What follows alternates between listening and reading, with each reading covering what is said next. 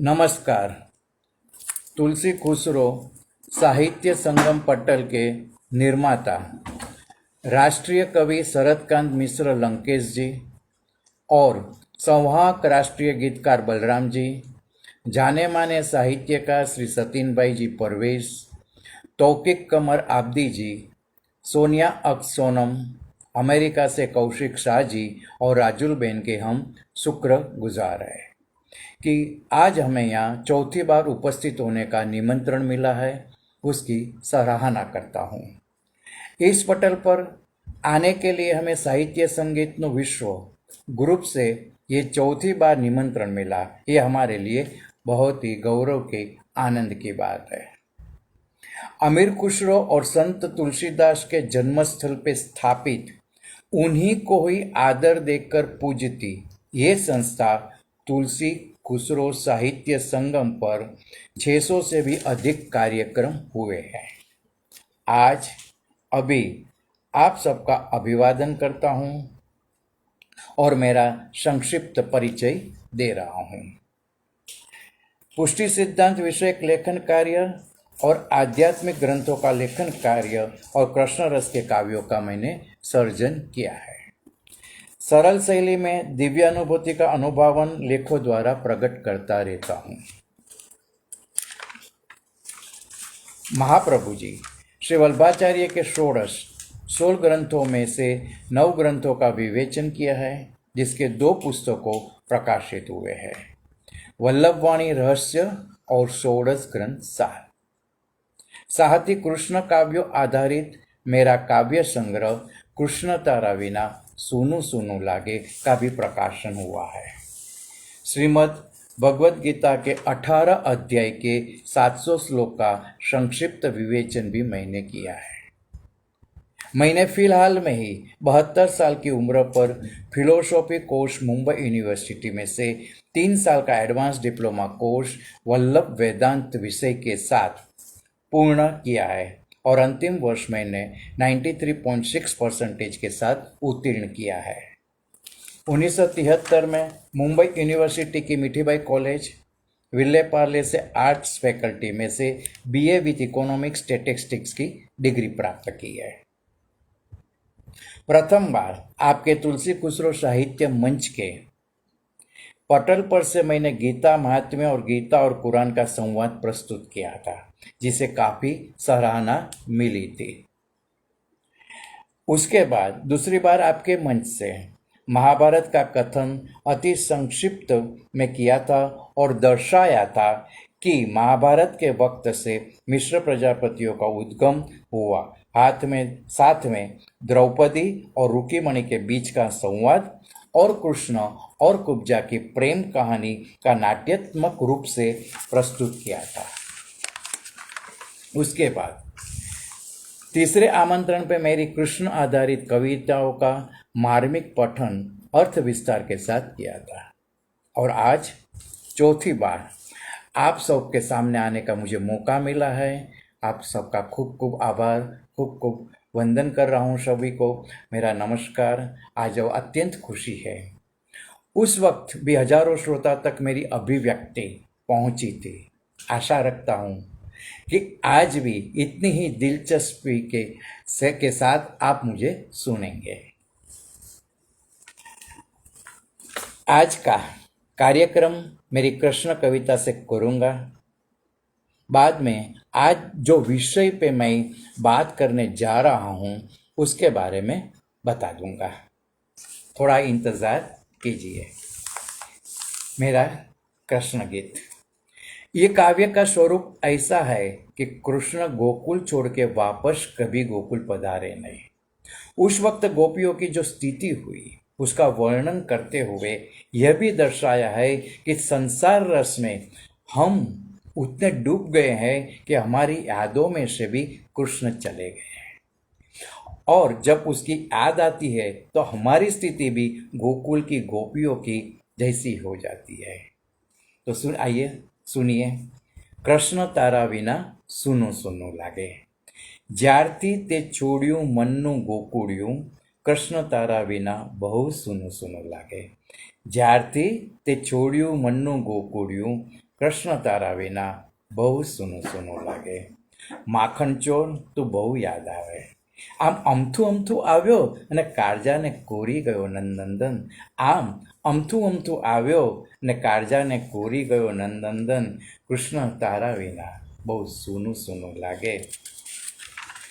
ગોકુલની ગલીઓ, વૃંદાવનની નિકુંજો, યમુના કિનારો ઝૂરે તારા વિરહમાં. પશુ પંખી પર્ણ પંથી સૌ ક્ષુપ્ત. ગોકુલની ગલીઓ, નિકુંજો, યમુના કિનારો ઝૂરે તારા વિરહમાં. પશુ પંખી પર્ણ પંથી સૌ ક્ષુબ્ધ. કૃષ્ણ તારા વિના બહુ સૂનું સૂનું લાગે. યશોદા ઊભા ઉંબરે વાટ જોઈ કે કાનો ધણ લઈ ક્યારે આવે. યશોદા ઊભા ઉંબરે વાટ જોઈ કે કાનો ધન લઈ ક્યારે આવે. ગોપો આટા મારે નંદગેર. કૃષ્ણ તારા વિના બહુ સૂનું સૂનું લાગે. कृष्ण तारा बिना बहुत सुनो सुनो लागे. आज हम हमारा जो मेन टॉपिक है उसके ऊपर हम प्रस्थान करते हैं. मेरी दो कहानी है. एक है समझ देर आई दुरुस्त आई और द ट्रेप जाल. ये दोनों कहानियों का यहाँ मैं सिनेमैटिक प्रेजेंटेशन करूँगा. यानी इन कहानियों को मैं पटकथा यानी कि स्क्रीन प्ले और संवाद यानी कि डायलॉग के फॉर्म में सीन वाइज ब्रेकअप के साथ पेश करूँगा. जैसे आप कोई मूवी चलचित्र देख रहे हो ऐसा करने का मेरा प्रयास रहेगा. और जो मुझे विश्वास है कि आप सबको मेरा ये नया प्रेजेंटेशन का तरीका अच्छा लगेगा. उसके साथ साथ ये कथाओं से आप उपदेश और भी हमें मिलेगा. तो मेरी प्रथम कहानी जनरेशन गैप और उसमें दादा और पौत्र के प्रेम की कहानी है. और दूसरी द ट्रैप जाल क्राइम थ्रिलर है जिसमें क्राइम करने के बाद भी आप लीगली या रियलिटी में उनको गुनहगार नहीं ठहरा सकते. ऐसे ट्रैप की वो कहानी है. क्राइम डज नॉट पे ये स्टेटमेंट है, ये उक्ति है, लेकिन ये कथा ट्रैप विरुद्ध की बात कर रही है. शातिर दिमाग की कहानी है. चलो तो अब हम शुरू करते हैं. मेरी पहली कहानी समझ देर आई दुरुस्त आई. ये कहानी के कैरेक्टर्स यानी कि पात्रों ये है एक फादर पिता जो रमन लाल है, करीब 62 ईयर्स एज है उनकी. सन पुत्र राजेंद्र 30 ईयर्स की एज है उनकी. वाइफ यानी कि राजेंद्र की पत्नी Rohini 28 years age. Grandson Rohit पौत्र 5 साल का. वृद्धाश्रम मैनेजर 50 साल. मगन वृद्धाश्रम का नौकर करीब 40 साल का. मुकुंद राय वृद्धाश्रम के सदस्य करीब 65 साल के. और बालक रोहित का मित्र 5 साल का. तो हम शुरू करते हैं ये कहानी. दृश्य पहला सीन 1 राजेंद्र के घर का ड्राइंग रूम है. पौत्र रोहित अपने दादा रमनलाल की पीठ पर बैठे हैं और गोड़ो गोड़ो करके रमनलाल चलते हैं अपने घुटनों के बल पर. रोहित दादा नो तो मैं डंगोरो लीधो एनो में गोड़ो कर्यो चल गोड़ा टिक टिक टिक चल गोड़ा टिक टिक टिक. उसी समय राजेंद्र रोहित के पिता प्रवेश करते हैं. राजेंद्र के अरे अरे अरे रोहित तू ये क्या कर रहा है कह के रोहित की दादा की पीठ से उतार कर बोलता है दादा को क्यों परेशान करता है. रमनलाल खड़े होते होते बालक के साथ बालक होकर खेलेंगे तो उन्हें आनंद मिलेगा. रोहित और मुझे भी दादा बहुत पसंद है. राजेंद्र चल जा अंदर, किंडरगार्टन स्कूल में जाने का तेरा समय हो गया है. फिर अपने पिता की ओर घूम कर कहते हैं डैडी रोहित के साथ ऐसी धिंगा मस्ती करेंगे और कुछ लग जाएगा तो आप गिर जाओगे तो उपाधि होगी. आपको घुटने का भी दर्द है और दृष्टि भी आपकी कमजोर है. रमनलाल बेटा उम्र उम्र का काम करती रहेगी. तू और तेरी बहू मेरा ख्याल रखते हैं, फिर मुझे चिंता करने की क्या ज़रूरत है. रोहिणी राजेंद्र की पत्नी किचन में से आती है, आकर डाइनिंग टेबल पर चाय नाश्ता की ट्रे रखती है। पप्पा, आपका चाय नाश्ता तैयार है और आपके लिए 2 कप कड़क मीठी चाय। राजेंद्र, तू भी पापा के साथ बैठ जा, ऑफिस जाने की देर हो जाएगी, कह के अंदर के रूम में चली जाती है। राजेंद्र, पप्पा और राजेंद्र दोनों डाइनिंग टेबल के ओर आके अपने अपनी चेयर खींच के बैठते हैं। पप्पा चाय जोर से चुस्की लेके पीते हैं, फिर बोलते, सॉरी पप्पा, आपको कितनी बार कहा है कि ऐसे लाउड आवाज करके चाय मत पियो। रमनलाल, बेटा इस उम्र में मुझे रीतभात के पाठ मत सिखा। बेटा इस उम्र में मुझे रीतभात के पाठ मत सिखा, आदत ऐसो है। पप्पा, हाँ रमनलाल, मैं ख्याल करूँगा, ओके, ठीक ठीक। जब तब अंदर से रोहिणी रोहित को लेकर प्रवेश करती है। रोहित ने स्कूल यूनिफॉर्म, बूट, मोजा पहनकर तैयार है, पीछे स्कूल बैग लटक रही है। रोहिणी, देख रोहित, तेरे डैडी तुझे स्कूल छोड़ देंगे, रोना मत। राजेंद्र चेयर पर से खड़े होता है। राजेंद्र के चल रोहित, मेरी बैग। रोहिणी साइड के टेबल से बैग, रुमाल और पर्स राजेंद्र को देती है, बोलती, ये लो।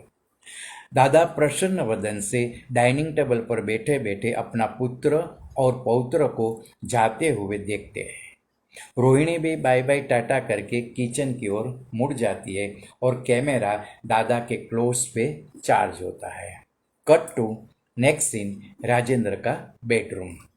राजेंद्र चारपाई पे बैठे बैठे लैपटॉप पर कुछ काम कर रहा है। पास में रोहित सो रहा है। उसे ब्लैंकेट ढंग के बिस्तर पर बैठते बैठते रोहिणी बोलती है, बापू को गांव से आए 15 दिन हो गए हैं, फिर भी अब वापस कब जाएंगे वो बोलते नहीं है। राजेंद्र, पिता को मैं कैसे पूछ सकता हूँ कि आप कब जाओगे? वहाँ उनको अकेलापन महसूस होता है, या हम सब साथ साथ हैं। रोहिणी, आपको तो पूरा दिन ऑफिस में बिताना होता है, लेकिन राजेंद्र, लेकिन क्या? रोहिणी, पिताजी बार बार बुलाते हैं, बेटा यह दो, वह वहाँ रख दो, टीवी ऑन करके दो, मैं सीरियल भी नहीं देख पा रही हूँ। राजेंद्र कहे, पिताजी तो तेरी प्रशंसा करते हैं कि तेरी बहू मेरा बहुत ख्याल रखती है। रोहिणी कहे, मुझे ऐसा लगा कि ये वृद्ध थोड़े दिन रहेंगे, इसलिए ध्यान देती हूँ, लेकिन मेरी प्राइवेसी डिस्टर्ब हो रही है। राजेंद्र रोहिणी की ओर देखता है, दोनों के क्लोज एक दूसरे की ओर रिएक्शंस। राजेंद्र की नज़र रोहित के ऊपर पड़ती है, फिर आहिस्ता बोलता है, राजेंद्र, रोहित को भी पिताजी के साथ अच्छी दोस्ती हो गई है। रोहिणी, बालक है, थोड़े दिन में भूल जाएगा। राजेंद्र, उसका मतलब यह है ना कि तू पिताजी यहाँ से चले जाए उन पर तेरा मन निश्चित कर चुकी है। रोहिणी, देख राजेंद्र, मैं तेरे साथ टंटा नहीं करना चाहती हूँ, मैंने मेरे मन में जो था वो तुझे बता दिया। कैमरा राजेंद्र पर चार्ज होता है, वो लैपटॉप बंद करके बोलता है, चल अब शांति से सो जाते हैं, मैं इसके पर विचार करूँगा। कंबल को अपने शरीर पर लेके स्विच बंद करता है। Cut to next scene, scene number 3, Rajendra का ड्राइंग रूम। रोहित टिपोई की ओर गोल गोल घूमकर बोलता है, दादाजी दादाजी मुझे पकड़ो। रमनलाल रोहित को पकड़ने के लिए लकड़ी के सहारे जरा सा दौड़ रहे हैं। ए, अब तुझे पकड़ लूंगा, कह के हाथ लंबा करके पकड़ने जाए, रोहित पकड़ में न आकर दौड़कर किचन की ओर जा रहा है। उसी वक्त रोहिणी हाथ में आधी कटी हुई सब्जी को डिश लेकर किचन से बाहर आ रही। उसकी और रोहित की टक्कर हो जाती है, हाथ में से थाली नीचे गिर जाती है, सब्जी बिखर जाती है, छरी भी नीचे गिर जाती है, रोहिणी गिरते गिरते बच जाती है। रोहिणी तिलमिल्ला जाती है, बोलती है, पिताजी मुझे या रोहित को ये छुरी लग जाती तो? डरा हुआ रोहित दौड़ के बापूजी को चिपट जाता है और खड़ा रह जाता है। रमनलाल रोहित की पीठ पर प्रेम से हाथ प्रसारते कुर्सी पर बैठ जाते हैं और साइलेंटली रोहिणी की ओर देखते हैं। रोहिणी गिरी हुई सब्जी को इकट्ठा कर रही है। Cut to next scene number 4। यहाँ पे इस सीन में कोई संवाद नहीं है, सिर्फ रिएक्शंस है, only reactions, silent shots. Dining table है, रमनलाल, राजेंद्र, रोहित, रोहिणी सब डाइनिंग टेबल पर खाने को बैठे हैं। चारों डिश के ऊपर से कैमरा जूम बैक होता है और तब जो रमनलाल है अपने कमते हाथों से दूध का गिलास उठाते हैं। गिलास गिर जाता है, दूध टेबल क्लॉथ और खाने की चीज पर गिरता है। रोहिणी और राजेंद्र को गुस्सा आता है। दोनों का क्लोज शॉट्स, रिएक्शंस, एक प्रकार की नाराजगी उसमें दिख रही है। रोहित अपनी हंसी नहीं रोक सकता, बालक रोहित अपनी हंसी नहीं रोक सकता। रोहिणी अपनी आंखों से उन्हें डांटती है, इसलिए रोहित की हंसी बंद हो जाती है। रमनलाल ग्लानि से थाली की ओर देखते हैं। कट टू डिजोल, वही जगह, वही डाइनिंग टेबल और एक उनकी जो गलतियां होती है वो उसके ऊपर हम कॉन्सेंट्रेशन करते हैं। क्लोथ्स चेंज हो गए हैं, सर जो खाने का परोसा था उसमें भी फर्क है। सेम लोकेशन, रमनलाल जोर से आवाज करके खाना खाते हैं।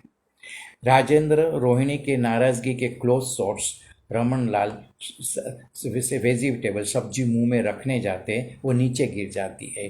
फर्श भी गंदी हो जाती है, कपड़े भी गंदे होते हैं। Cut to next day. Scene number 6। Dining table पर खाना परोस रहा है, लेकिन आज 3 डिश है। कितनी? 3 डिश है। रोहिणी, राजेंद्र और रोहित तीनों बैठे हैं। रोहिणी खाना पीरस रही है। पिताजी अंदर से बाहर आते हैं। राजेंद्र खड़ा होकर डाइनिंग टेबल की नजीक आते अपने पिताजी का हाथ पकड़कर उसे दूसरी बाजू ले जाते हैं। रमनलाल, बेटा ये तू क्या कर रहा है? राजेंद्र, पिताजी आपके खाने के लिए नया टेबल और कुर्सी लिया है, आप अब से यहाँ बैठकर खाना खाओगे। ऐसा कहकर वह घर के एक कोने की ओर ले जाते हैं अपने पिताजी को। वहाँ टेबल और कुर्सी रखी है और टेबल पर खाने की थाली परोसी है। रमनलाल बैठे दर्द भरी आवाज से, ये अच्छा किया, आप लोगों को खाते वक्त डिस्टर्ब तो नहीं होगा। राजेंद्र डाइनिंग टेबल के पास आकर कुर्सी खींच के बैठता है। तब रोहित, मम्मी मम्मी मैं दादा के साथ खाने को बैठूं? हम दो, आप दो। रोहिणी, चुप, चुपचाप जमी ले। दादा रोहित की ओर देखते हैं। रमनलाल, बेटा मम्मी कह रही है ऐसा करो, खाने के बाद तुझे बड़ी अच्छी कहानी सुनाऊंगा। रोहित, हाँ दादा, हनुमान की कहानी। रमनलाल हंसते हंसते, पूछड़ी वाला हनुमान। ऐसा बोलकर गिलास रखने जाते हैं। टेबल के कॉर्नर पर रखने की वजह से नीचे गिर जाता है। जोर से कांच फूटने की आवाज़ आती है और सभी कैरेक्टर एक दूसरे को देखने के क्लोजिस और आखिर में टूटे हुए ग्लास के टुकड़े पर क्लोज, वहाँ से कट टू डिजोल होके कांच के टुकड़े के क्लोज से डिजोल होके कैमरा लकड़ी के गिलास पर। रात का समय, वही टेबल, दादा खाने को बैठे हैं। वहाँ से सीन शुरू होता है। राजेंद्र घर में नहीं है। डाइनिंग टेबल पर रोहित और रोहिणी बैठे हैं। रमनलाल, रोहिणी बेटा आज राजेंद्र खाना नहीं खाने वाला है? रोहिणी, नहीं, ऑफिस में काम के लिए आज उन्हें लेट होगा, इसलिए क्लाइंट के साथ बाहरी डिनर ले लेंगे। रमनलाल, ओके। फिर मन ही मन अपने आप को बोलते हैं, स्वागत, मैं घर में बैठे बैठे बाहर खाना खा रहा हूँ, ऐसा अनुभव कर रहा हूँ। कुदरत तेरी लीला भी न्यारी है। वाह रे कुदरत वाह। रोहिणी रोहित को, दादा को पूछ कुछ चाहिए? रोहित, दादा मम्मी पूछती है आपको क्या परोसे? रमनलाल, जी नहीं, सब कुछ है, आप दोनों आराम से खाना खाओ। स्वागत मन ही मन अपने आप को आहा, सब ही है। स्वागत बोलते हैं जो खुद खुद ही सुनाई दे रहा है। आहा, सब ही है। वो दिक्रो वालो पोत्रो, फिर भी मैं अकेला। रोहित, दादा अब कुछ बोले? रमनलाल, मेरे लाडला पौत्र, दादा के मन में उठी बात को कौन जाने कैसे तू जान रहा है। दादा की आंखों में से आंसू बहते हैं, एक निगाला मुंह में रखते हैं। रोहिणी तिरछी नजर से देखती है। रोहिणी भी उसी ओर देख रहा है, रोहित भी उसी ओर देख रहा है। ये बात रोहिणी के ध्यान पर आती है। वो रोहित के सिर पर हाथ घुमाते एक निगाला थाली में से लेकर रोहित को खिलाते कहती है, आज मैं तुझे एक सुंदर कहानी सुनाऊंगा। रोहित, मम्मी तू मुझे कहानी सुनाएगी? बहुत मजा आएगी। दादा सुनाते हैं, इसी तरह अच्छी कहानी सुनाना। रोहिणी का, हाँ हाँ मेरे प्यारे बच्चे। रमनलाल रोहिणी की ओर देखकर, बहू कहानी तो दादा और पौत्र को जोड़ता हुआ संबंध है, वो एक रिश्ता है, उसे मत तोड़ो। रोहित, मम्मी दादा क्या तोड़ने को कह रहे हैं? रोहिणी, तेरी समझ में नहीं आएगा, चुपचाप खाना खा ले। दादाजी के आंख में आंसू आते हैं। रोहिणी प्रेम से अपने पुत्र के सिर पर हाथ फिराती है। Scene number 8, Rajendra house, drawing room. पिताजी कुर्सी पे अखबार कर रहे हैं, उनका मुंह नहीं दिखाई दे रहा है और अखबार पढ़ रहे हैं, और आउट ऑफ फ्रेम से राजेंद्र दाखिल होता है, उनके सामने की कुर्सी पर बैठ जाता है, कुछ सोचते हुए अखबार की ओर देख रहा है। फिर हिम्मत इकट्ठी कर बोलता है, राजेंद्र, पिताजी। रमनलाल अकबर में से मुंह नहीं निकालते हैं, ऐसे ही बोलते हैं, हाँ बोल, क्या कहना है, सुना। राजेंद्र, पिताजी, पिताजी मैं ये कह रहा था कि। रमनलाल अकबर को अखबार मुंह से हटा के राजेंद्र की ओर देखते हैं। हाँ हाँ, क्या कहता है, बोल। राजेंद्र, पिताजी अब आप रिटायर हो गए हैं, इसलिए पूरा दिन घर में बिताना तकलीफदायक होता होगा ना आपको। रमनलाल के, नहीं नहीं, यहाँ रोहित के साथ मेरा मन मिल गया है, तू है, बहू है, दिवस आराम से कट जाता है। राजेंद्र, रोहिणी, रोहिणी को लग रहा है कि आपके आने से उनको काफ़ी एडजस्टमेंट करने पड़ते हैं, सहेलियों को घर पे बुला नहीं सकती, उनको जब बाहर जाना होता है तब बाहर जा नहीं सकती, आपका ख्याल रखना पड़ता है। रमनलाल, बेटा तुम यही कहना चाहते हो ने कि मैं आप लोगों के बीच में आ रहा हूं, मैं काम चला जाऊं? राजेंद्र के, नहीं नहीं नहीं बापूजी, ऐसा कुछ नहीं है।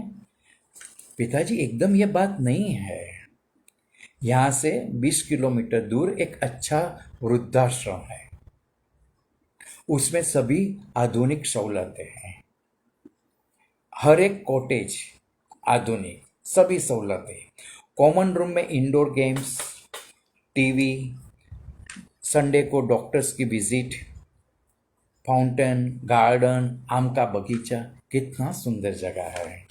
बस बस बस बेटा, ज़्यादा प्रशंसा करने रहने दे। तेरा कहने का मतलब तो यही है न कि मैं ये घर मंदिर को छोड़कर वृद्धाश्रम में रहने चले जाऊं, वहाँ आपको आपकी उम्र के दोस्तों मिलेंगे, गप्पा गोष्ठी, अलग मलग की बातें आप कर सकोगे। रमनलाल निराशा से, बेटा जैसी तेरी इच्छा। लकड़ी के सहारे खड़े हो जाते हैं।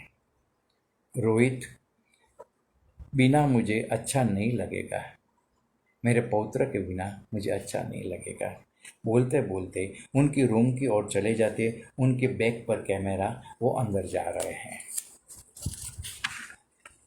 सीन नंबर 9, वृद्धाश्रम ओल्ड हाउस। वृद्धाश्रम के कंपाउंड में कार प्रवेश होती है। ऑफिस के परिसर के पास कार खड़ी रह जाती है। उसमें से रमनलाल, राजेंद्र बाहर निकलकर ओल्ड एज होम की ऑफिस की ओर चलते हैं। कट टू सीन नंबर 10, वृद्धाश्रम की ऑफिस। रमनलाल और राजेंद्र ऑफिस के अंदर प्रवेश करते हैं। मैनेजर जैसा आदमी दोनों को स्वागत करता है। दोनों बैठते हैं। मैनेजर: आइए साहब, वृद्धावस्था के दिन अच्छी तरह बिताने के लिए ये जगह उत्तम है। राजेंद्र का: इन हरी। मैनेजर: ये संस्था प्रवेश की जो रीत रस्म है वो हम निपटा लेते हैं। रमनलाल: मैनेजर लाइए, जो कुछ विगतें लिखनी है वो मैं लिख देता हूँ। मेरे लड़के को ऑफिस जाने की देरी हो रही है। मैनेजर: वो ही निकाल कर, सब तैयारी है, यहाँ सही कीजिए। फिर एक छोटी सी पुस्तक देते हुए कहते हैं: रमन भाई, इसमें ये संस्था के रहने के नियम हैं और साथ साथ यहाँ चल रही इतर प्रवृत्तियों, अदर एक्टिविटीज का इंफॉर्मेशन भी है। आप पढ़ेंगे तो अपने आप सब मालूम हो जाएगा। Keep it with you. फिर नौकर की ओर देख के बोलता है: मगन साहब का सामान गाड़ी में से लेकर उनको कॉटेज नंबर 12 में रख दो, साथ में साहब को भी वहीं ले जाओ। रमनलाल: चल बेटा। राजेंद्र और रमनलाल खड़े होते हैं। मैं नई दुनिया में एडजस्ट हो जाऊंगा, तो तेरी दुनिया में आनंद से रह। सीन नंबर 10 से बाहर गाड़ी के पास राजेंद्र और रमनलाल आते हैं। मगन के हाथ में बैग है और रमनलाल को कहता है: चलिए साहब, आपको कॉटेज की ओर ले चलता हूँ। मगन और रमनलाल कॉटेज की ओर जा रहा है। उनकी बैग, राजेंद्र का इंटरकट उन लोगों को जाते देख रहे, फिर गाड़ी में बैठकर दो घुमा के वो निकल जाता है। Cut to scene number 10B, Rajendra का घर, ड्राइंग रूम। रोहिणी और राजेंद्र टीवी देख रहे हैं। रोहित: पापा, दादा कहाँ गए? मम्मी बताती है कि अब वो नहीं आएंगे, मैं दादा के बगैर नहीं रह सकता। राजेंद्र कहे: रोहित, वो अपने दोस्तों के साथ रहने को गए हैं, तो मैं उनका दोस्त नहीं हूं? तू है ना, जैसे तेरी उम्र के तेरे दोस्त है, तेरे साथ उसे खेलना कूदना अच्छा लगता है, वैसे दादाजी को भी अपने उम्र के दोस्तों के साथ रहना मिलना पसंद आता है। तो मुझे दादा के पास ले चलिए, मुझे दादा के पास ले चलिए, मुझे वहीं ले चलिए। रोहिणी: रोहित, जिद मत कर, दादा को इतवार की छुट्टी के दिन मिलने जाएंगे। तेरे को दूध देती हूँ, पीकर सो जा।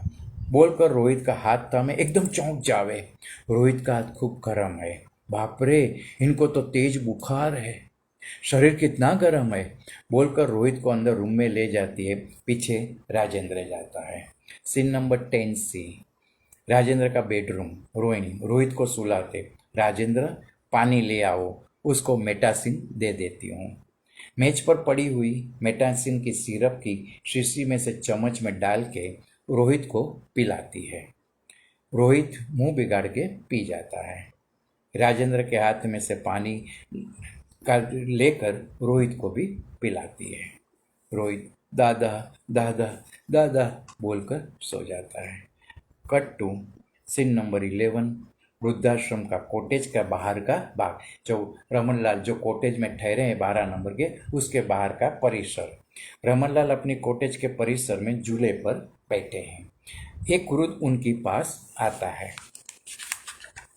मुकुंद राय, उनका नाम है मुकुंद राय। मुकुंद राय कहते हैं: रमनलाल, मैं मुकुंद राय कॉटेज नंबर 10 में रहता हूँ। रमनलाल कुर्सी की ओर इशारा करते लकड़ी से बोलते: बैठिए। मुकुंद राय: वृद्ध अवस्था की यह छाया है। मेरी पत्नी 10 साल पहले चल बसी। मेरे 4 संतानों हैं, सब अपने अपने काम में प्रवृत्त है। मुझे कहे, डैडी आपके अकेले जीव को यहाँ कंपनी मिल जाएगी, और एक दिन BMW गाड़ी में मुझे यहाँ रहने के लिए ले आए। रमनलाल आश्रम की चारों ओर लगी थोर की बाड़ को लकड़ी से दिखाते हुए कहते हैं, ये हमारे जीवन की सरहद है। मुकुंद राय आज के शहरी जीवन की ये वास्तविकता है। रमनलाल म्यूनिसिपैलिटी गांव के बाहर निश्चित जगह पर जैसे कूड़ा कचरा जमा करती है, फेंक देती है, वैसे ही साफ सफाई करके अपने संतानों सुंदरता का ये वेश धारण की हुई है जमीन पर हम लोगों को डाल देते हैं, छोड़ देते हैं। कट टू तब मुकुंद राय का face, this is life Ramanlal in which we walks without knowing our destination. ऐसे कहकर दोनों जोर जोर से हंस लेते हैं जीवन की सच्चाई पे। रमनलाल लकड़ी को जमीन पर टकरा कर कॉटेज के बाहर एक छोटा सा नया पौधा की ओर देखते हैं। पौधा का क्लोज कट टू रोहित का क्लोज घर पे। सीन नंबर 12 राजेंद्र's बेडरूम।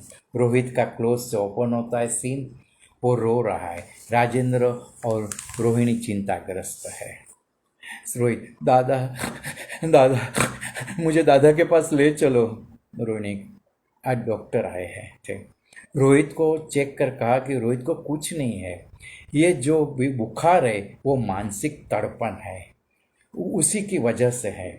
उन्हें उनके दादा के पास ले चलो, वही उसका इलाज है। राजेंद्र कुछ सोच कर, रोहित दादा के साथ बात करना है। हाँ हाँ मारा दादा। राजेंद्र मोबाइल से कनेक्ट करता है। सामने से फोन रिसीव होता है। पिताजी, आपके जाने के बाद रोहित को काफ़ी तेज बुखार आया था, अब भी है। आपके नाम की रट लेके बैठा है, उन्हें आप सांत्वना दिलासा दीजिए। रमनलाल फोन पर उनका आवाज़, दो मेरे लाडले को फोन दो, अभी अच्छा हो जाएगा। राजेंद्र रोहित को फोन देता है। ऑफ साउंड रमनलाल का आवाज़ आता है, देख बेटा, दादा की चिंता मत कर। रोहित, दादा आप घर कभी आओगे, चले आओ ने घर। रमनलाल ऑफ साउंड आवाज़, हाँ बेटा, अगर तू मुझे जल्दी अच्छा हो जाने का प्रॉमिस दे तो मैं तुरंत घर आ जाऊंगा। तेरे पापा मम्मी को तेरी कितनी चिंता होती है। अच्छे बच्चे किसी को परेशान नहीं करते, प्रॉमिस देता है ना। रोहित कहा, दादाजी लेकिन आप घर जरूर आएंगे। जी बेटा, बेशक आऊँगा, तुम खेलने कूदने लग जा। जय श्री कृष्ण। रोहित जय श्री कृष्ण फोन पे कहता है। फोन कट जाता है। रोहित के चेहरे पर आनंद की लकीरें दिखाई देती है। फोन हाथ में ही रखकर वो सो जाता है। राजेंद्र और रोहिणी एक दूसरे की ओर देखते हैं। Cut to scene number 13 Rajendra का ड्राइंग रूम। राजेंद्र और रोहिणी अपने आमने सामने कुर्सी पर बैठे हैं। ठीक उन दोनों के बीच में दो बालक, रोहित और उनका पड़ोसी का लड़का खेल रहे हैं। रोहित लकड़े के टुकड़ों को जोड़ रहा है। बालक, रोहित ये लकड़े के टुकड़े जोड़कर तू क्या बना रहा है। रोहित, खाने का बाउल। जब मैं बड़ा हूँगा न तब मेरे मम्मी पापा को ये बाउल में खाना परोसूंगा। राजेंद्र रोहिणी ये बात सुनकर चौंकते हैं। बालक, क्यों लकड़े के बाउल में? अरे मेरे पापा दादाजी को ऐसे ही बाउल में खाना देते थे, तो हम भी ऐसा ही करेंगे न। बालक, चल रोहित मेरे घर चल, मेरे दादा तो मेरे पास है, मेरे पास ही रहते हैं। वो एक अच्छी गेम लेके आए, हम साथ खेलेंगे। दोनों बालक दौड़ के बाहर चले जाते हैं। लकड़े के बाउल वहाँ छोड़ के उस पर क्लोज, वहाँ से कैमरा पेन होकर राजेंद्र और रोहिणी के कंबाइंड शॉट्स दोनों एक दूसरे को देखते हैं। लकड़े के बाउल की ओर देखते हैं। दोनों की आंखों में से अश्रुधारा बहती है। Look on camera. Cut to scene number 14 वृद्धाश्रम। ये पूरा सीन टॉप एंगल में लेना क्या है, पूरे क्रेन पे कैमरा रख के ये शॉट का अरेंजमेंट होगा। कंपाउंड में फोरग्राउंड में एक कार खड़ी है। उसकी डिक्की खुली है और उसके पास में राजेंद्र और रोहिणी खड़े हैं। दूर से दादा की अंगुली पकड़कर रोहित आ रहा है और उनके पीछे पीछे मगन जो वृद्धाश्रम का नौकर है वो दादा का सामान उठाकर आता है। आहिस्ता आहिस्ता वे लोग गाड़ी की नज़दीक आते हैं। राजेंद्र पीछे के दरवाज़ा खोलता है। रोहित और दादा दोनों गाड़ी में बैठ जाते हैं। राजेंद्र दरवाजा को बंद कर देता है। उसी समय मगन डिक्की में सामान रख देता है, उसे बंद कर देता है। रोहिणी वह चेक करके आगे की फ्रंट सीट में बैठ जाती है। राजेंद्र भी ड्राइविंग सीट पर बैठकर गाड़ी चलाता है। नौकर अकेला खड़ा है और ये गाड़ी गेट से बाहर निकल जाती है। पूरा एक ही शॉट में ये सब बातें लॉन्ग क्रेन शॉट में हम दिखाते हैं। कट टू गेट के बाहर गाड़ी निकल जाती है। रास्ता कार गुलमोहर के वृक्षों की कतार के बीच में से दूर जा रही है। सीन नंबर 15, राजेंद्र का घर, वही डाइनिंग टेबल के क्लोज से वहाँ पे सब थालियाँ परोसी है। उसके पास जूम बैक करते हैं तो दिखाई देता है कि दादा, राजेंद्र, रोहिणी और रोहित डाइनिंग टेबल पर खाने के लिए बैठे हैं। दादा चम्मच में शाक लेकर खाने को जा रहा है, गिर जाता है। रोहिणी हंसती है, शर्मा के नीचे की ओर देखती है। रोहित हंसकर दादा की ओर देखता है और राजेंद्र नैपकिन लेके पिताजी की कपनी साफ करता है। चम्मच को बाजू पर रखकर दादाजी को कहते हैं, आप हाथ से खाना खा लीजिए। दादाजी हाथ से सब्जी का निगारा लेकर मुंह में रखते हैं। कैमरा मिड क्लोज से मिड लॉन्ग जाता है। मधुर संसार की अभिव्यक्ति चारों के चेहरे पर छाई है। Cut to scene number 16। सूत्रधार का आवाज, सिर्फ आवाज है और पूरे स्टोरी में जो जो घटनाएं बनी है उसके क्लोज शॉट्स गिरते रहेंगे और ये आवाज सुनाई देंगी कि बालक युवानी से वृद्धावस्था की ओर जाते हुए वृद्ध के बीच की लिंक है। वह अपनी आसपास की दुनिया में जो कुछ हो रहा है उसका अपनी आंखों से अवलोकन करते हैं। उनके कान सदा सुनते रहते हैं और बालक का मन आसपास की दुनिया में उन्हीं को जो कुछ देखता है, जो कुछ वो सुनता है, उसका वह विश्लेषण करता रहता है। इसलिए अगर जो घर के वातावरण और घर के सभ्यों को आनंद किल्लोल करते देखेंगे तो उनका बाकी का जीवन भी उस मोड़, उस राह पर जिएंगे। समझदार माता पिता समझते हैं कि हर बीते हुए दिन बालक के भविष्य का निर्माण करता है।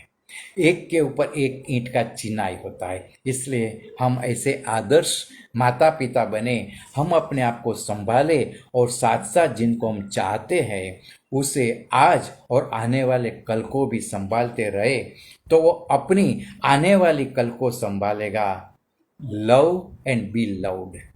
हंसते हंसते रोहित की आवाज आती है, उसका इको आता है, दादा नो तो मैं डंगोरो ली दो, एनो तो मैं घोड़ो की दो, चल रे घोड़ा टिक टिक टिक, चल रे घोड़ा टिक दी है। यहाँ पे ये कहानी समाप्त होती है। आशा रखता हूँ आप सभी लोगों को ये कहानी का प्रेजेंट करने का तरीका और कहानी बहुत पसंद आई होगी। सबकी रजिया जी, कौशिक भाई, राजुल बहन, शरद कांत जी, सभी का मैं स्वागत करता हूँ। धनजी भाई, सतीन भाई, आप लोगों को, बलराम जी, बहुत ही आनंद हो रहा है आप सब लोग ये जुड़े हुए ये कथा सुनने के लिए। अभी मैं मान रहा हूँ कि आपको मेरा नया आयाम पसंद आएगा। वर्षा बहन, बहुत खूब। मेरी दूसरी कहानी पर आगे बढ़ने से पहले मैं मेरी कृष्ण रचना का भी साथ साथ आपको रसपान कराऊंगा। अनादिकाल से कृष्ण विषय प्रीति भक्ति में जब कृष्ण वियोग के सुर निकलते हैं तब न केवल गोपी, ब्रज वृंदावन पर समग्र ब्रह्मांड, जड़ चेतन अनेक प्रतीकों में एक उलझन सी पैदा होती है। वह भावना का ये काव्य में लयबद्ध करने की कोशिश की है। चलिए उसी का रसास्वाद हम लें। प्रभु हमारे बीच में से चले गए हैं और उसके चरणों की निशानियां रह गई है। પ્રભુ થયા અંતરદાન ને પગલાં પડી રહ્યા. પ્રભુ થયા અંતરદાન ને પગલાં પડી રહ્યા. સૂની યમુના ને સૂના તરુવર એના પર્ણ વિરહી રહ્યા. સૂની યમુના ને સૂના તરુવર એના પર્ણ વિરહી રહ્યા. પ્રભુ થયા અંતરદાન ને પગલાં પડી રહ્યા. આયખા ગયા ને વ્રજ સુકુરે થયું, ભક્તિના જળ એ વહી રહ્યા. આયખા ગયા અને વ્રજ સુકુરે થયું, ભક્તિના જળ એ વહી રહ્યા. વૃંદાવન સુનું રે મોરલી વિના, એના સૂર હવે ના જડી રે રહ્યા. વૃંદાવન સુનું રે મોરલી વિના, એના સૂર હવે ના જડી રે રહ્યા. પ્રભુ થયા અંતરદાન ને પગલાં પડી રહ્યા. પ્રભુ થયા અંતરદાન ને પગલાં પડી રહ્યા. ગોપીઓની આંખમાં હૈયાની વાણી, ગોપીઓની આંખમાં હૈયાની વાણી. ગોપીની આંખ કાના કહેતી રે કહાની. ગોપીઓની આંખમાં હૈયાની વાણી, ગોપીની આંખ કાના કહેતી રે કહાની. એક આંખમાં વસંત ને એક આંખમાં શ્રાવણ, વિજોગના વાદળા શરીરે રહ્યા. એક આંખમાં વસંત ને એક આંખમાં શ્રાવણ, વિજોગના વાદળા શરીરે રહ્યા. પ્રભુ થયા અંતરદાન ને પગલાં પડી રહ્યા. પ્રભુ થયા અંતરદાન ને પગલાં પડી રહ્યા. કાનાને કહેજો કે હવે તાપ બહુ થયો. કાનાને કહેજો કે હવે તાપ બહુ થયો. જાજો રે તાપ હવે સહન ન થાય. કાનાને કહેજો કે હવે તાપ બહુ થયો. જાજો રે તાપ હવે સહન ન થાય. હળવે હળવે હળવે હળવે આવો ને ઓ મુરલીધર, હળવે હળવે આવો ને ઓ મુરલીધર. ડગ પર ડગ માંડો ને પાછા. પ્રભુ થયા અંતરદાન ને પગલાં પડી રે રહ્યા. ભરત पगला पड़ी रह गया। अब हम अपनी दूसरी कहानी की ओर चलेंगे। प्रदीप भाई जय श्री कृष्ण, धनजी भाई जय श्री कृष्ण। अब हम दूसरी कहानी द ट्रैप, जाल, एक शातिर दुनिया के लोग कैसे होते हैं, कैसे अपने आप को बचा के गुनाह का आरंभ करते हैं, गुनाह में से अपने आप को बचा लेते हैं, ऐसी एक कहानी आज वही सिनेमैटिक विज़न से शॉर्ट डिवीज़न सीन्स के साथ आपके साथ पेश करूंगा। यहाँ सब पात्र युवान है, सभी 28-30 वर्ष की उम्र के हैं। अजय और अनीता हस्बैंड एंड वाइफ है, देवेन और देवकी हस्बैंड एंड वाइफ है, और एक अविनाश 31 उन लोगों का एक मित्र है, अजय का मित्र अविनाश है। सभी युवान है, 28-30 की उम्र है। अंजू चौकसी, धनजी भाई सबका अभिवादन। सीन नंबर 1, आउटडोर लोकेशन अरण्य वन। अजय, अनीता, देवेन और देवकी चारों मित्र पिकनिक पर आए हैं। देवकी, पानी में तरंग उठकर विलय हो जाते हैं, पानी में तरंग उठकर विलय हो जाते, उसी तरह जीवन भी कोई आकार लेकर नियति में डूब जाता है। अनीता कहती है, देवकी भाभी, देवेंद्र भाई अवकार से।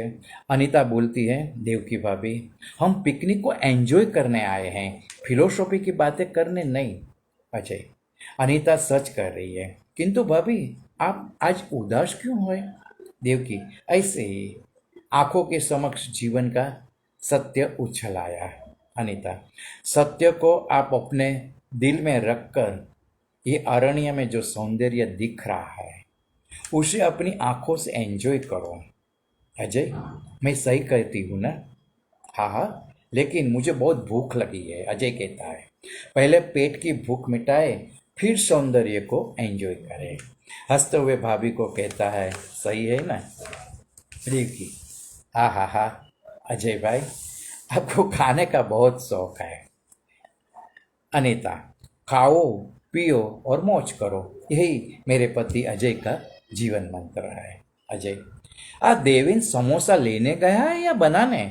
अनीता, इतना उतावलापन अच्छा नहीं, आते ही होंगे। लो आ गए आपका जिगरी दोस्त देवेन। देवेन प्रेम में एंटर होकर बैठकर बोलते हैं, लो गर्मा गर्म टेस्टफुल समोसे खाओ। अजय एक समोसा उठाते हुए, दे दे भूख लगी है, कह के एक बाइट मारकर, अरे वाह सरस, भाभी आप भी लो ने। देवकी, मेरी इच्छा नहीं है। देवेन, वह खाएंगी, तू आनंद से खा। सब जोर से हंसते हैं। देवेन समोसा लेने को जाता है, उसका हाथ स्पर्श अनीता के हाथ के साथ होता है। कैमरा दोनों के हाथ पे क्लोज है, इंटरकट क्लोज है दोनों का। हाथ का स्पर्श उसी समय देवकी वहाँ पीछे पड़ी हुई पानी की बोतल उठाने के लिए पीछे मुड़ती है। दोनों देवेन और अनीता अपने हाथ अलग कर लेते हैं। देवकी बोतल उठाकर ढक्कन खोलकर पानी की बोतल से को स्पर्श किए बिना ऊपर अंदर से पानी पीती है। वो शॉट को हम फ्रीज करते हैं। कट टू सीन नंबर 2, वही लोकेशन पर दूसरी जगह, झील के पास। झील की और कैमरा दोनों मित्रों की पीठ है, और जैसे कैमरा पेन बैक होता है दोनों मित्र ऐसे घूमते हैं और फ्रंट ऑफ द कैमरा आते हैं। और अजय बोलते, देवेन भाभी की हेल्थ इतनी सीरियस है और फिर भी तुमने मुझे बताया नहीं। देवेन कहे, आई थॉट स्त्रियों की जो नॉर्मल बीमारी है ऐसी कोई बीमारी होगी, सामान्य फरियाद होगी, और मेरी पत्नी देवकी को भी ऐसा ही लगता था। कट टू सीन नंबर 2, यहाँ पे अनीता और देव की बात कर रहे हैं। वही बात की कंटिन्यूटी हम आगे ले जाते हैं। वही लोकेशन, वृक्ष के पास दोनों सहेलियाँ बात करती है, वही बात को आगे बढ़ाते हैं देव की अनीता की ओर मुँह करके। बाद में मेरी मुसीबतें बढ़ती गई, इसलिए हमने एमडी को कंसल्ट किया। उन्होंने अलग अलग टेस्ट करने को कहा। अनीता कहे, रिपोर्ट निकाले? हाँ, रिपोर्ट नकारात्मक आए, बाद में बायोप्सी की। इतना सारा हो गया और तुमने हमने इन्फॉर्म भी नहीं किया। बायोप्सी का क्या रिपोर्ट आया? देवकी, मैं खूब डर गई थी, रोने लगती है। अनीता, मुझे ब्लड कैंसर हुआ है। कट टू सीन नंबर 3, दोनों मित्र बात करते करते चिंतित स्वर में ब्रिज की और ये लोग जहाँ बैठे उसकी आते आते और आते बात करते हैं। Ajay, blood cancer? Oh my God. Deven, कल देवकी को अस्पताल में फर्दर चेकअप के लिए और उच्च सारवार के लिए हॉस्पिटल में हम एडमिट करेंगे। अजय, देवेन तू बिल्कुल चिंता न करना, मैं और अनीता तुम लोगों के साथ ही हैं। अनीता भाभी के पास ही रहेगी। दोनों मित्र एक दूसरे के गले लगते हैं, अलग होकर शांत होकर दबे पांव चलते हैं। उसके बाद वाइड लो एंगल शॉट। सीन नंबर 3 है, देवकी और अनीता के शोल्डर पर मुंह रख के आंखों से आंसू बहाती है। अजय और देवन आहिस्ता आहिस्ता उनकी ओर आ रहे हैं। वहां से कैमरा पेन होकर वृक्षों के ऊपर घूमता घूमता एक मकान की टॉप फ्लोर से धीरे धीरे नीचे आकर अजय का जो फ्लैट है वो फ्लैट के घर में बेडरूम में जूम होके पेनिंग करते करते हम अंदर जाते हैं। और अजय अनीता का बेडरूम, सीन नंबर 5। अजय चारपाई पर नाइट ड्रेस में तकिए के सहारे निराश वदन बैठा है। वहां से जूम बैक होते ही वही फ्रेम में अनीता एंटर होती है। हाथ में दूध का गिलास है, उसने भी नाइट ड्रेस पहना है। अजय के पास आकर दूध टेबल पर रखती है, चारपाई पे अजय के पास जाकर बैठती है। अजय, जिंदगी का कोई भरोसा नहीं है। देवकी भाभी के बारे में सुनकर मेरा मन सुन्न हो गया है। अनीता, अपने सिवाय इस शहर में उन लोगों का नज़दीक का कोई रिलेटिव भी नहीं है। अजय, तू भाभी के पास हॉस्पिटल में ही रहना, देवेन को भी सपोर्ट मिलेगा। अनीता, और मुझे भी। अजय अनीता की ओर देखता है, मुझे भी भाभी की देखभाल करने की तक मिलेगी। Cut to scene number 6, after 15 days, 15 दिन एक बात को हो गया है। देवेन का ड्राइंग रूम है, दीवार पर देवकी की फोटो टंगी है, उसका देहांत हो गया है। अजय, अनीता और देवेन गमगीन वातावरण में बैठे हैं। फिर अजय बोलता है, देवेन, किसने सोचा था कि भाभी इतनी जल्दी हमारे बीच से चले जाएंगे। देवेन, मेरे जीवन में तो शून्यावकाश छा गया है। अनीता, भाभी की गैर मौजूदगी में तो हम नहीं भर सकते, लेकिन आपके जीवन में जो शून्यता चाहिए उसे मैत्री के आवरण से ढक देंगे। देवेन, आपकी और अजय के साथ की वजह से ही मैं इतना स्वस्थ रहा हूँ। दोस्त, तू चिंता मत कर, मेरे घर को तू मेरा तेरा घर ही समझ।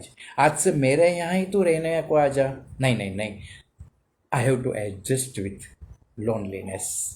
अकेलापन के मुझे महसूस करना पड़ेगा, उसके साथ मुझे एडजस्ट करना पड़ेगा, मुझे पूरी ज़िंदगी बितानी। ठीक है? तो अनीता कहती है, तो हमें आपसे अलग मत समझो देवेन। देवेन कहे, अजय का संगात मेरे मित्र का और अनीता तेरा व्यवहार निभाने की सूझबूझ की वजह से यह मेरा दुख मैं सहन कर पा रहा हूँ। अजय, देवेन, तुमको ठीक लगे वैसा कर, लेकिन 1 महीना तो तू मेरे घर ही खाना खाने आएगा। देवेन, अजय, भावुक होकर बोलता है अजय। अजय कहे, जो मुझे तो बिजनेस की वजह से आउट स्टेशन जाना आना रहता है, वो तो तू जानता ही है, लेकिन अनीता तुझे कमी महसूस नहीं होने देंगे। देवेन, मित्र, तेरा आभार व्यक्त करने के लिए मेरे पास शब्द नहीं है। अनीता, हिम्मत, धैर्य रखो। समय समय ही दुख को सहन करने की शक्ति प्रदान करेगा। समय ही दुख को सहन करने की शक्ति प्रदान करेगा। Cut to Deven's close. Next scene number 7। Outdoor location अरण्य वन। देवेन की गोद में अनीता सोई है। हम नेक्स्ट सीन हम आउटडोर लोकेशन है, वहाँ देवेन की गोद में अनीता सोई है। उसके क्लोज से स्टार्ट कर कैमरा बैक करे, दोनों फील्ड में आते। देवेन, अनीता, तेरा साथ दुख को सुख में पलट रहा है।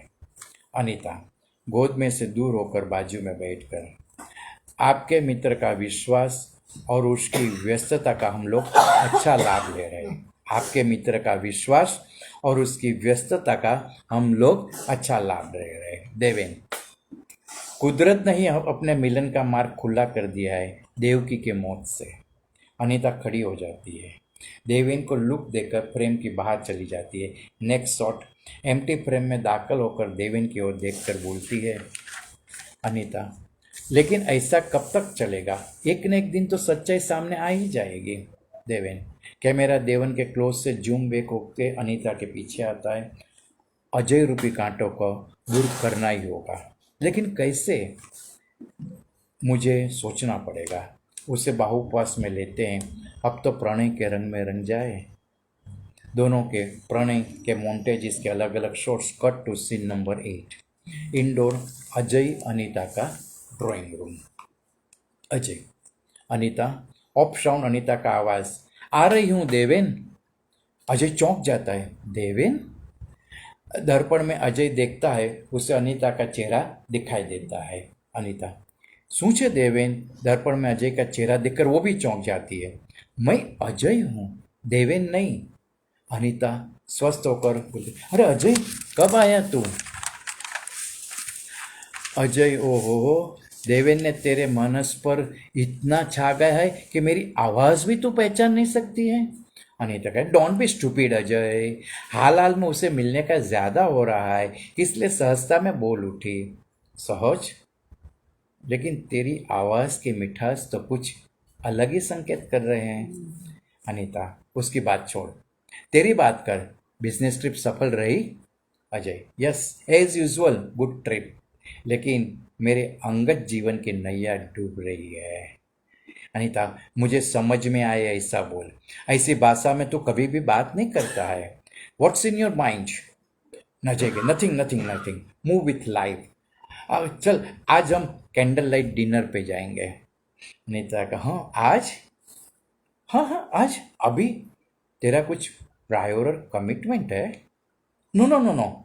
अजय के गाल पर टपली मारते हुए, my sweetheart, today is your date. Husband को कहती है, my sweetheart, today is your date. कहकर वो बेडरूम की ओर चली जाती है। Ajay close, my date, husband is on date. Cut to scene number 9। Ajay के प्रोफाइल क्लोज मोबाइल पर से अपने मित्र को फोन लगाता है, इंस्पेक्टर अविनाश को। अजय, अविनाश दोस्त, मुझे तेरा काम है। मेरी जिंदगी में उलझन आकर खड़ी है। अविनाश अपनी ऑफिस में बैठा है, इंटरकट शॉट, बोल क्या काम है? तेरे लिए तो जान भी हाजिर है। Ajay, meet me at Havmor Satellite, we will talk over that. Off sound Avinash का आवाज, okay. Cut to scene number 9B। Outdoor location, वृक्षों की कतार। एक बाजू से अविनाश का चेहरा आता है और बोलता है, जाल बराबर बिछाई है। दूसरी ओर अनीता का चेहरा फ्रेम में आता है और कबूतर बराबर फंसा है।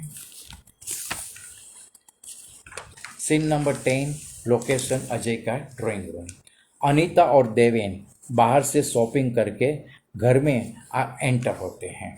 अनीता, देवेन, आज बहुत खुशी हुई। A wonderful evening. Deven, Anita, तेरे साथ बीती हर पल मेरे जीवन को पल्लवित कर रही है।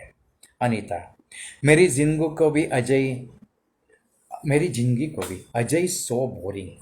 उन्हें तो बस पैसे कमाने में ही रस है। पैसा पैसा पैसा। देवेन, और मुझे तेरे में, अनीता में रस है। अनीता का, वाह मेरे मजनू, चल तेरे लिए ड्रिंक लेके आती हूँ। देवेन अनीता का हाथ पकड़ता है। मैं तेरे बिना नहीं रह सकता। अनीता, मैं भी, लेकिन अजय, ओ अजय, ये नाम को तो मिटाना ही होगा। ऑफ स्क्रीन अचानक तालियों का आवाज आता है। दोनों चौंकते हैं। अजय गेल दोनों के सामने आ जाता है। तालियों बजाता बजाता आता है। वाह दोस्त वाह, साले भाभी को स्वर्ग गए अब महीना भी नहीं हुआ है और तूने मेरी पत्नी के साथ रंग रेलैया मना। हाँ, सॉरी, इंटरनेट का प्रॉब्लम हो गया था, नेट गया था। फिर थोड़ा आगे से स्टार्ट करता हूँ।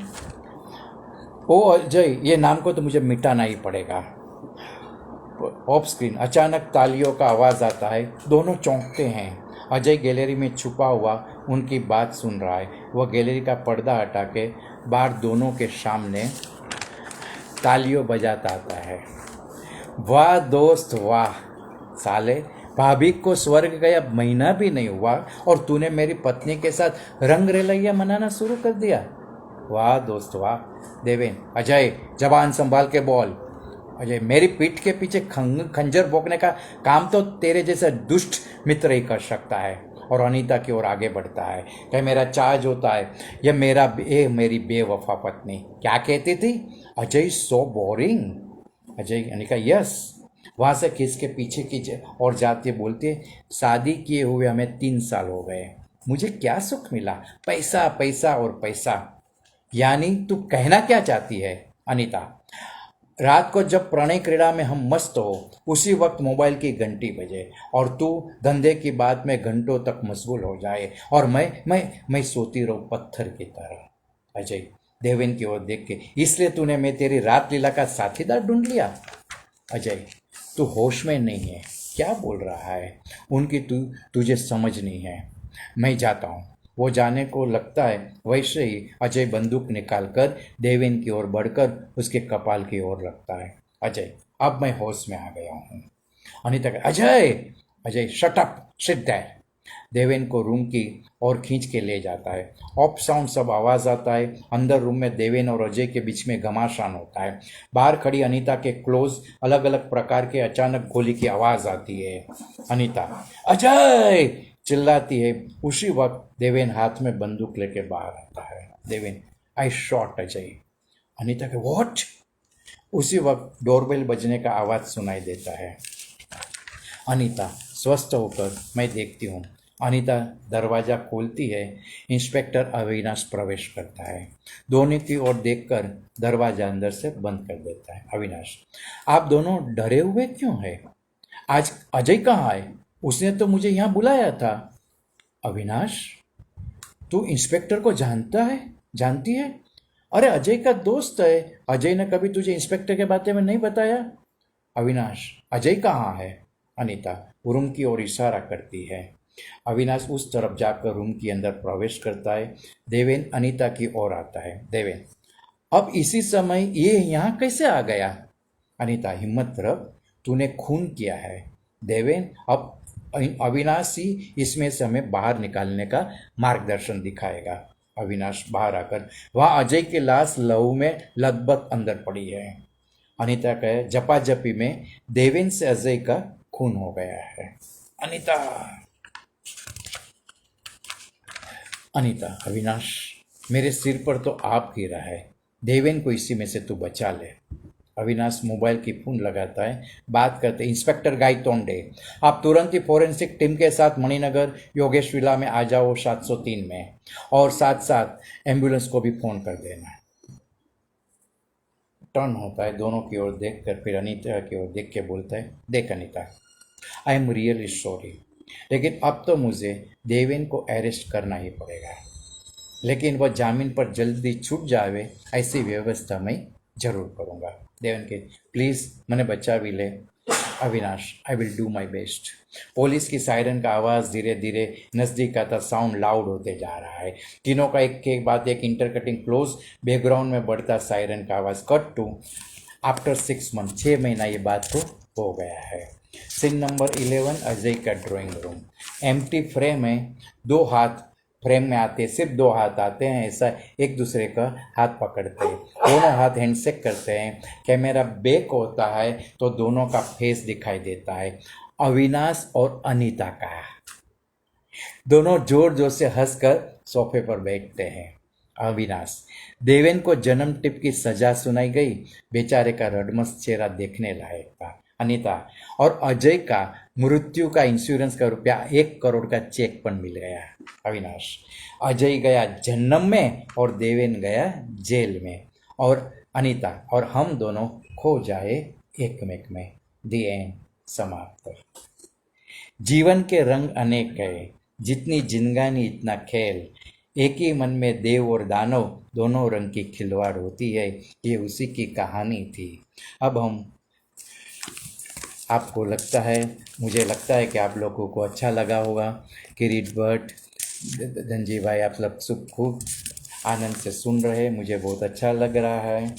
अब हम काव्य रस की ओर आगे बढ़कर आज एक कृष्ण कविता में रख कर ये प्रणय त्रिकोण की मैंने जो बात की है वो आपको अच्छा लगा होगा। दिलीप सिंह, अनूप सिंह परमार, सबको मेरा नमस्कार।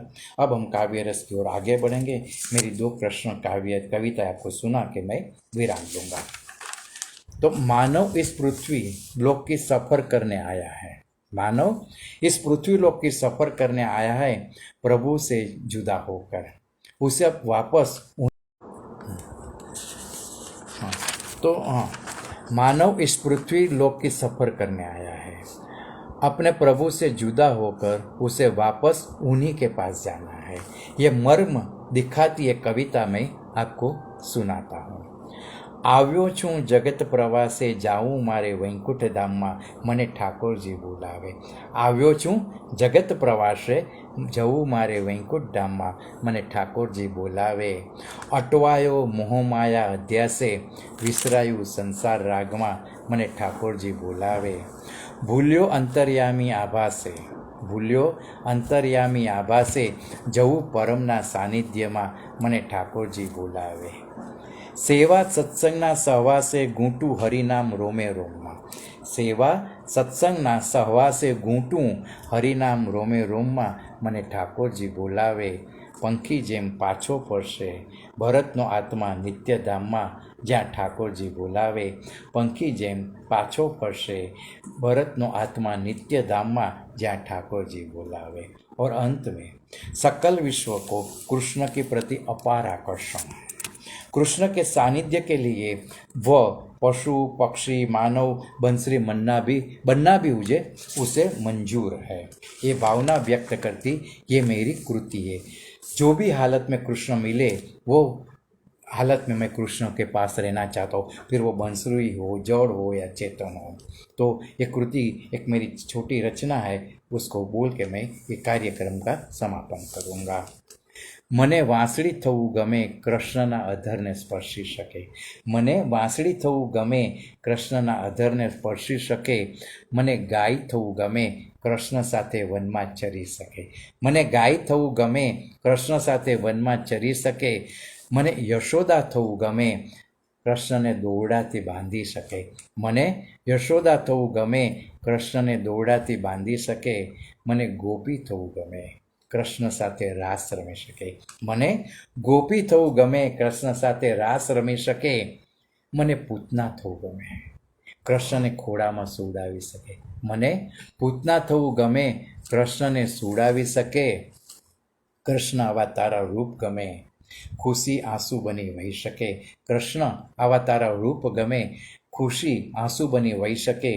વિરહ પડે આંખોમાં જળજળિયા ભરત आज प्रेम हो सके, वीर पड़े आँखों में जड़जड़िया भरत आज प्रेम हो सके। नमस्कार सभी को। तुलसी खुसरो साहित्य संगम पटल के निर्माता राष्ट्रीय कवि शरदकांत मिश्र लंकेश जी और संवाहक राष्ट्रीय गीतकार बलराम जी, जाने माने साहित्यकार श्री सतीन भाई जी परवेज, तौकीर कमर आब्दी जी, सोनिया आज, सोनम, अमेरिका से कौशिक साजी और राहजीर साजी, सबका मैं शुक्रगुजार हूँ। और साथ साथ आज सभी लोग आप जो जुड़े सैकड़ों की मात्रा में और मुझे सुन रहे थे, मुझे बहुत अच्छा लग रहा था। आप सबका मैं अभिवादन करता हूँ और यहाँ से रजा देता हूँ। Thank you.